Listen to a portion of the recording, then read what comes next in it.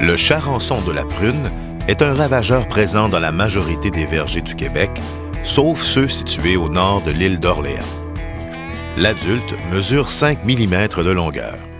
Il est de couleur noire, brune et grisâtre, avec un dos bossu et rugueux. Il possède un bec recourbé appelé rostre, qui mesure le tiers de sa longueur. Les adultes hibernent principalement dans la litière des boisés d'arbres feuillus avoisinants. Ils réintègrent les vergers au printemps, lors des journées chaudes, et la femelle commence à pondre ses œufs sous la pelure des jeunes fruits entre le stade calice et nouaison, et ce jusqu'au début juillet, provoquant des dommages caractéristiques.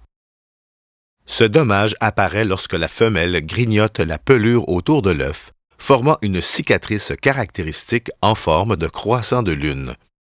Les larves qui éclosent des œufs se nourrissent ensuite de la chair du fruit, ce qui provoque habituellement sa chute avant la récolte. Toutefois, une grande quantité d'œufs et de larves meurent avant de compléter leur développement, et de nombreuses pommes avec des dommages de ponte peuvent rester dans l'arbre jusqu'à la récolte. Les larves complètent leur cycle au sol, puis se transforment en adultes qui émergent au mois d'août. Ces nouveaux adultes causent uniquement des dommages de nutrition de forme circulaire et localisés principalement près du pédoncule. Le potentiel de dommage du charançon est très élevé. Il est actif surtout en soirée et durant les nuits chaudes jusqu'à la mi-juin. Il vole peu et se déplace surtout en marchant. De plus, il n'existe pas de piège vraiment efficace pour le dépister. Le dépistage doit donc se faire par l'observation des fruits. Entre le stade calice et nouaison, débutez les observations à raison de 2 fois par semaine, et ce jusqu'au début juillet. Comptez le nombre de fruits portant des marques fraîches de ponte. Calculez le pourcentage de fruits affectés par secteur de verger. Un traitement est requis dès les premiers dégâts observés, ou en prévention dès le stade du calice. 2 stratégies sont possibles, traitement complet ou traitement de bordure.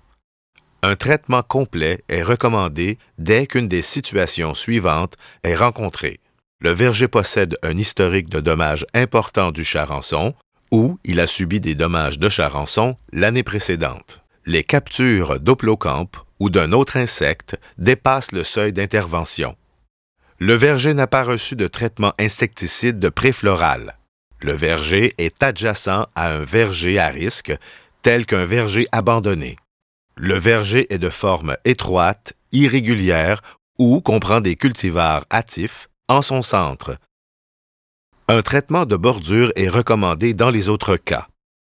Il permet l'établissement d'insectes et acariens utiles au centre du verger, tout en réduisant la facture des pesticides.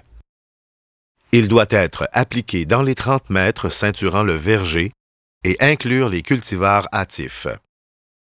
Cette pratique peut occasionner une augmentation de la population l'année suivante. Dans un tel cas, un traitement complet sera recommandé tous les 2 ou 3 ans. Malgré l'application d'un premier traitement post-floral, il arrive que des traitements additionnels soient requis lorsque plus de 1% des fruits d'un secteur sont affectés par de nouvelles marques de ponte fraîches dans les semaines subséquentes. Ce seuil passe à 2% à partir de la fin juin. Pour tout traitement contre le charançon, favorisez les soirées chaudes, humides et sans vent entre 18 h et minuit. Utilisez les produits homologués contre le charançon, qui sont les moins toxiques aux espèces utiles et recommandés dans le guide de référence en production fruitière intégrée. Pour éviter les réinfestations répétées du charançon, de la mouche de la pomme et du carpocaps, coupez tous les pommiers abandonnés, les pommetiers et les cerisiers sauvages autour du verger. Pour plus d'informations sur la biologie, le dépistage et la lutte au charançon de la prune, consultez la fiche 72 du guide de référence en production fruitière intégrée.